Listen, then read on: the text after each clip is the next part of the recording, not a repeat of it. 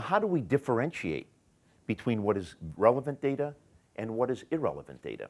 And every company is challenged with this question. How do you thrive in what I'd like to call the digital deluge? So no surprise that almost 80% of all businesses are now taking digital transformation as their #1 priority.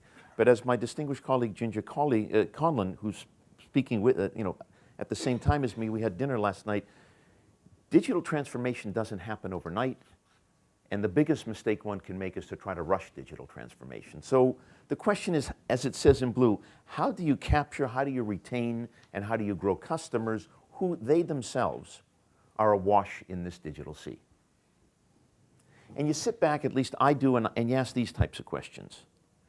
What is it about Borders Books or some of the travel agencies that fail to understand this digital transformation, to utilize the data as Airbnb or as Vacation Rental by Owner, as, and we could go on in the list, began to utilize it? What is it, what did they not understand, and why did they lose their way, and you know the result of that?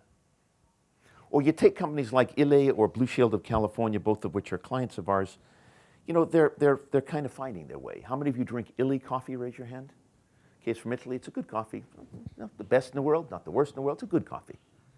But they look at their marketplace as one big market, and all of you the exact same, profile. You all get the same messages.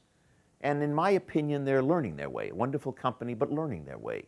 Think of yourselves as Blue Shield of California, millions of customers that are buying health insurance.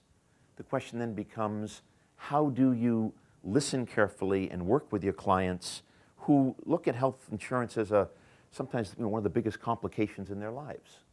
And I think they're finding their way. They're definitely not leading the way.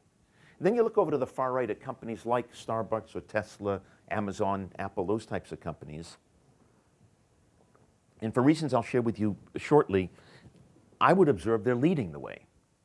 And these are companies that have understood quite some time ago that data is tremendously valuable, not all data, but understanding the profile of your customer and leveraging that data through the channels of choice that the customer wants to do to transpire business with you.